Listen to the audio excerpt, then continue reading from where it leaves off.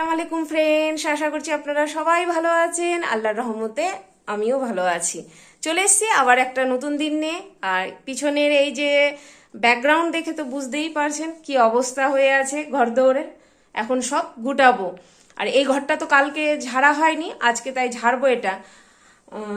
এখন কি করব, এখন আগে এটা করব, করে নিয়ে তারপর কোনো কাজ করব। আর আজকে কোনো এক্সারসাইজ করতে পারিনি, আজকে এত গা হাত পা ব্যথা, বুঝতে পারছি না কেন। হয়তো বা কদিন ধরে টানা করছি, হতে পারে তার জন্য আজকে একদম উঠছেই না গা হাত পা এত। এই যে আমি হাতে যে মোবাইলটা ধরে রেখেছি তাতেও আমার হাত মানে ব্যথায় ছুটে পড়ছে। মেয়ে এখানে উঠে পড়েছে, মেয়ে মুখ ধোয়া হয়নি এখনো, এক্ষুনি উঠলো। পরীক্ষা শেষ, আজকে ছুটি একদম পুরোপুরি, কালকে ঈদ রয়েছে। মেহেন্দি কি নিজে পড়বে না কারো কাছে যাবে পড়তে? ও, এবার মেহেন্দি মেয়ে নিজেই পড়বে। পড়ে নোকো নিজে, এখন না দুপুরে পড়ে নিও, খাওয়া দাওয়া করে টোরে তারপর পড়বে, তাহলে ভালো হবে। যাই, এখন আমি বিছানাগুলো গুটিয়ে নিই। তাহলে চলুন বিছানাগুলো আমি গুটিয়ে ফেলি। যা গরম করছে, গরমে আর কিছু ভালো লাগে না। এই কাপড়গুলো গুটিয়ে নিয়ে বিছানার চাদরটা চেঞ্জ করব। এখনই করবে? এখনই করবে? কালকে পাতবে না নতুন চাদর? কালকে সে নতুন পাতবো, কিন্তু এখন করব। আর ফ্যানটা মুছতে হবে। কেন? ফ্যান তো পরিষ্কারই লাগছে। সাইড গুলোই হয়ে গেছে। হ্যাঁ, তোমার জন্য তো সবই ঠিক আছে। পাখাগুলো না, পাখা গরম নাই, তবে বডিটা একটু গরম আছে ফ্যানে।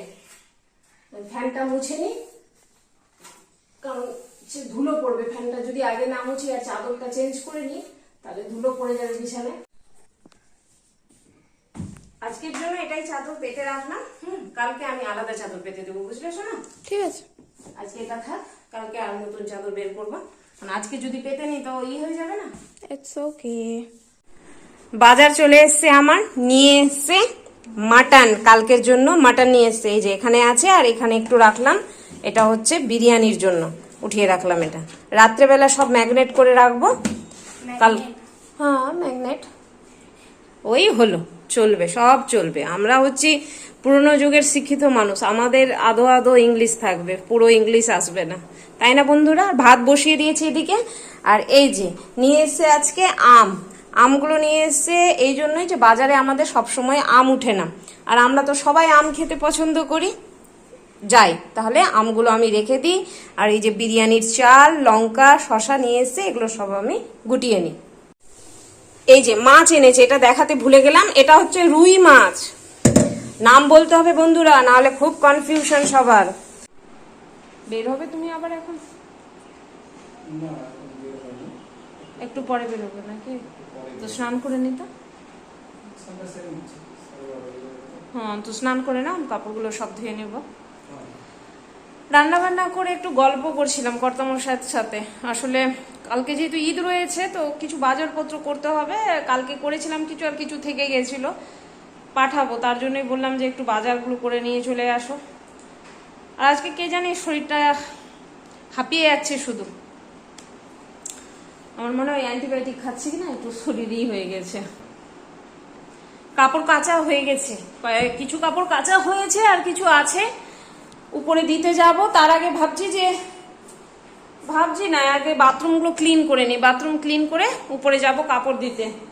তুমি স্নান করে নাও, তাহলে একেবারে সব কাপড় ধুয়ে নেবো, ঠিক আছে কিনা? কাপড়গুলো ধুয়ে নি। আর মেয়ে নামাজ পড়ছে, চল বাথরুম ধুয়ে নি আগে। উপরে বাথরুম ধুতে যাওয়ার আগে মেয়েকে বললাম যে খেয়ে নাও, খাইয়ে দিচ্ছি, খেলো না। আর আমার যেহেতু দেরি হলো বাথরুম পরিষ্কার করতে, ধুয়ে টুয়ে এসে নিয়ে আবার নামাজ পড়লাম। বলছে মা খিদা পেয়ে গেছে। ওর খিদা পেয়েছে কি, আমারই এত খিদা পেয়েছে বন্ধুরা, মাথা ঘুরে পড়ে যাবো মনে হচ্ছে। মারাত্মক খিদা পেয়ে গেছে আমার আজকে, একদমই পারছি না থাকতে। আর ওইও দিকে খিদায় ছটপট করছে, ওকে খাইয়ে দিয়ে আগে। আজকে রয়েছে আলু দিয়ে রুই মাছের ঝোল পাতলা করে, পাকা আমের চাটনি, ভাত। নিজে হাতে খাবে না, আমার জন্য বসে আছে, খাইয়ে দিই ওকে। দেখি থালাটা দাও তো একটু। ভাত খেয়ে দিয়ে নিয়ে এখানে বসে আছি অনেকক্ষণ ধরে। এই মেয়ে কি করছে দেখুন, মেহেন্দি পড়ছে। এই যে, ভালো হচ্ছে না বন্ধুরা, বলেন তো? আমার তো বেশ ভালো লাগছে। ও শুধু বলছে মা তুমি বলো না কেমন লাগছে, মা এখানে বসে থাকো না, আমার দেখো না পড়াটা কেমনি হচ্ছে, ভালো হচ্ছে কিনা। প্রথম পড়ছে, কিন্তু এর আগে কখনো পড়েনি নিজে, আমি নিয়ে যাই কোথাও না কোথাও, ও পড়িয়ে নিয়ে আসি। এবার যে ও বলছে যে না মা ও সব জায়গায় যাচ্ছি, লাইনে থাকতে হচ্ছে, একে পড়াচ্ছে ওকে পড়াচ্ছে, দেরি হচ্ছে, আমি নিজেই পড়বো, যেটাই হবে কম বেশি। তোমাকে পড়ো। আর ওই জন্য ও কি করলো, নিজে পড়তে বসেছে এবং আমাকে বসিয়ে রেখেছে। তুমি দেখো, আমি শুধু একাই নাই, আরেকজন আছে, মেয়ের মেহেন্দি পড়া দেখছে, তাই না গো? 4:30 বাজলো আর মেয়ের মেহেন্দি পড়া ডান। দেখেন কেমন হয়েছে বলবেন। এই দেখুন, এটা অবশ্যই এই যে ডিজাইনটা আমি করেছি, আর এটা মেয়ে করেছে এই যে এদিকটা। হ্যাঁ মজা। ওর পড়া হয়ে গেল, আমার নিশ্চিন্ত। না হলে এখন বিকাল হলো না, এখন শুধু লাগাতো আম্মা কখন মেহেন্দি পরবো, আম্মা কখন মেহেন্দি পরবো, এই করতো শুধু। চলো রিফাতের আপু সময় হয়ে গেছে, নামাজ পড়বে। নামাজ পড়িনি, যাই। রান্নাঘরে আসলাম, আমি একটু দই লাগাতে হবে। কালকে গোয়ালার কাছে অনেকটা দুধ নিয়ে চলে এসেছিল বিক্রি করার জন্য, হয়তো বিক্রি হয়নি, ধরিয়ে দিয়ে গেছে 1 কিলো দুধ।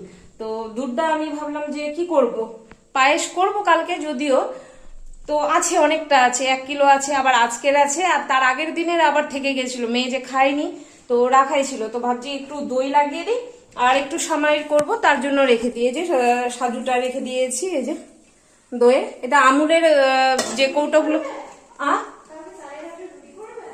আচ্ছা তুমি করতে বললে করবে, খাবে খেলে করব। খাবে চালের একটা রুটি, তো চালের একটা রুটি করবো, অসুবিধা নেই। আর সামাই করে নেব। এই যে এটা, এই যে আমুলের না মাদার ডেরির, সরি আমুলের না মাদার ডেরির এটা দইটা রয়েছে, এই দইটা দিয়ে আমি লাগাই, বেশ সুন্দর হয়, টক হয় না দইটা, তো লাগিয়ে দিই। দুধটা গরম হয়ে গেছে, নাহলে আবার ঠান্ডা হয়ে গেলে না আবার অসুবিধা হয়ে যাবে, লাগিয়ে দিয়ে আগে। কালকে যে বিরিয়ানি করার আছি, তো তার জন্য মাংসটা আমি আজকেই ম্যাগনেট করে রাখবো। এই যে মাটনটা থেকে পুরো জল ঝরিয়ে নিয়েছি, দাঁড়া আর একটু ভালোভাবে করে নি, জল যেন না থাকে। হ্যাঁ এই যে দিয়ে দিলাম। এতে দিব পরিমাণ মতো আদা রসুন, তারপর যেটা লাগে আর কি, জিরে গুঁড়ো, ধনে গুঁড়ো, একটু হলুদ, এখানে রয়েছে বাড়িতে করে রাখা গোলমরিচের গুঁড়ো, আর এই যে এটা রয়েছে আমার নিজের বিরিয়ানি মশলা বাড়িতে করে রাখা, এটা দিয়ে দিলাম একটু।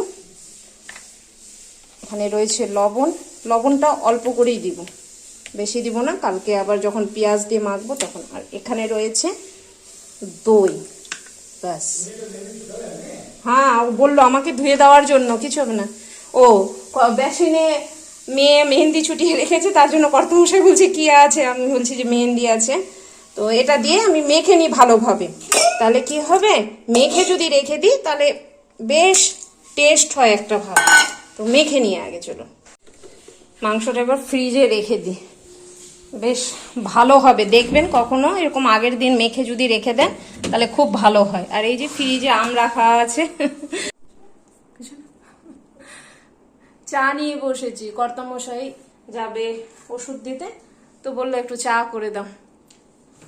এদের সাথে বসলে না আমারও দুধ চায়ের নেশা হয়ে যাচ্ছে। এরা যখন খাচ্ছে দুধ চা, আমার দেখে নেই তখন এত জিভটা জল বের হচ্ছে জিভ থেকে, তার জন্য কিন্তু অল্প করে নিয়েছি, একদম অল্প করে নিয়েছি, এই যে একদম অল্প করে নিয়েছি, এতটা খাবো না।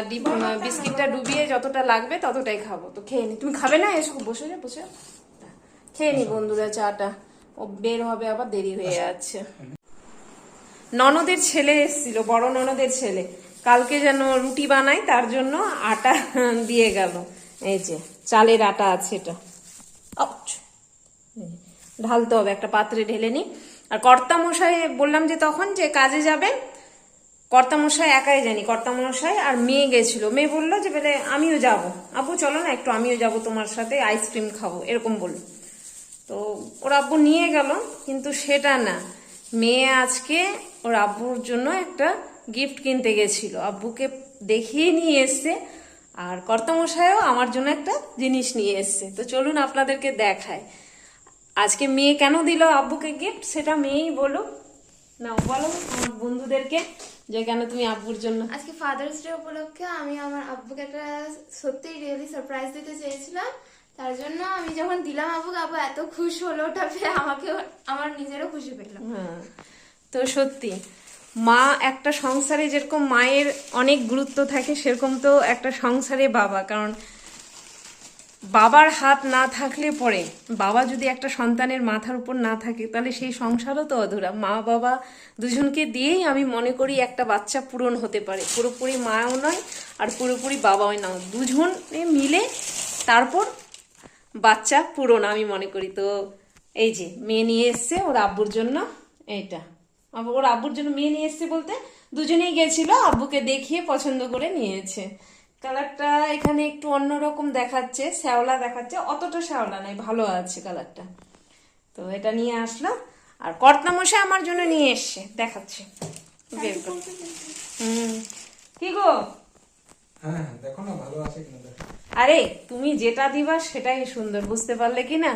ভালো মন্দ থাকবে আবার তোমার দাওয়াতে। আমি তো শুধু রেড কালার পছন্দ করি। হ্যাঁ, আমার উপর রেড কালারটা খুব ভালো মানে। দেখো আর একটু ভালোভাবে দেখো। এই যে নাইটি নিয়ে এসছে, খুব সুন্দর আছে না? খুব সুন্দর আছে, সত্যি সুন্দর আছে।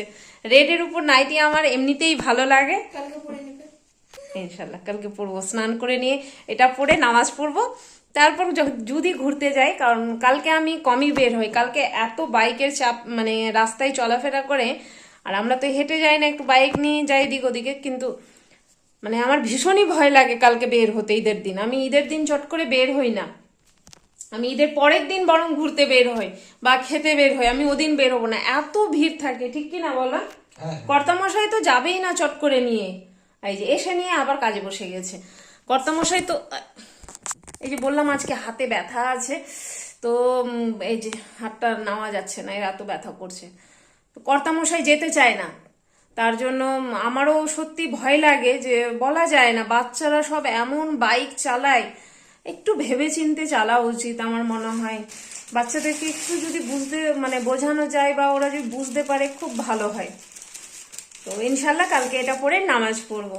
তো চলুন বন্ধুরা, আজকের দিনটা আমি এখানেই শেষ করছি। আল্লাহ সবাইকে ভালো রাখুক, সবার ভালো করুক। আসসালামু আলাইকুম, খুদা হাফিজ। টাটা করে দাও সবাই মিলে, কই রিপোর্টের উপু টাটা করে দাও, টাটা।